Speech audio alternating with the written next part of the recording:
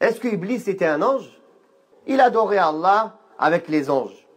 Et il a vu les signes des cieux et de la terre. Mais en fait, il cherchait à s'élever, pas sincèrement pour Allah.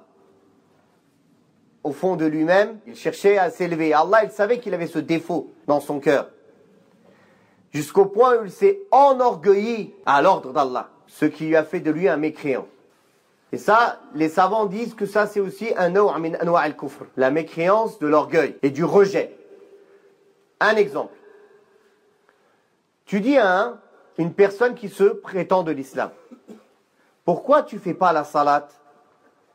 Il te dit, et pourquoi moi je vais mettre mon front par terre? Moi je mets pas mon front par terre devant personne. Ça, c'est un kafir. Parce que il s'enorgueille devant Allah. Il veut pas obéir à Allah par orgueil. Quelqu'un, tu lui dis, pourquoi tu jeûnes pas? Il te donne des excuses. Il dit, je suis kada, il se cache, le muhim. C'est un pécheur. Il a fait un grand péché. Sauf s'il dit, c'est halal de pas jeûner. Ça, c'est un kafir. Mais la personne, tu lui dis, pourquoi tu jeûnes pas? Il va dire, moi, je m'arrêterai pas de manger pour personne. Même pas pour Allah. Ça, c'est de l'orgueil. Ça, c'est du kufr. C'est ce qu'il a fait, Iblis. Parce que les gens peuvent se demander, pourquoi il est éternellement en enfer alors qu'il adorait Allah? Juste, il a désobéi à un ordre. Quelqu'un pourrait se dire, dans ce cas-là, n'importe qui désobéit à un ordre, il va éternellement en enfer.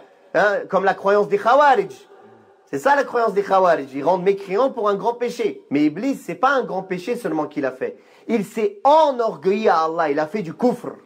Et Allah, il l'a dit ici, wa kana minal kafirin. Et il faisait partie des mécréants, des infidèles. Car il a refusé d'obéir par orgueil envers Allah. Et l'orgueil envers Allah, c'est du kufr. Quelqu'un qui refuse d'obéir à Allah par rejet, il rejette, ou par orgueil, c'est un kafir, c'est pas un musulman. Comment il peut être soumis et il a de l'orgueil envers Allah? Il peut avoir des manquements. Quelqu'un, il peut désobéir à Allah par faiblesse, par ignorance, parce que sa passion, elle est trop forte. D'accord? Ça fait pas de lui un kafir. Mais celui qui délaisse un ordre d'Allah et il s'enorgueille à Allah, il dit, moi, j'obéis pas à Allah et je veux pas lui obéir. Alors cette personne-là, c'est un kafir.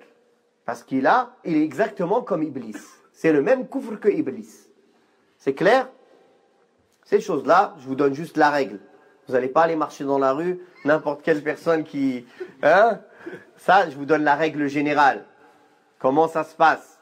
Mais après, en pratique, déjà, pour savoir qu'est-ce qui est considéré comme orgueil envers Allah ou comme orgueil envers les gens. Quelqu'un peut être orgueilleux envers toi, mais pas envers Allah. Ça fait pas de lui un kafir. C'est pas toute personne vous trouvez orgueilleux. Ah, t'es un orgueilleux, t'es un kafir. Non, l'orgueil envers Allah, pas l'orgueil envers les créatures. L'orgueil envers les créatures, c'est un grand péché. Mais ça rend pas quelqu'un kafir, ça rend pas quelqu'un mécréant. L'orgueil envers Allah, c'est ça qui rend mécréant. C'est-à-dire, subhanallah, quelqu'un, il se permet d'être orgueilleux envers Allah, il se met comme s'il se mettait à la même hauteur qu'Allah. Comment il peut être musulman, cette personne? C'est pas possible.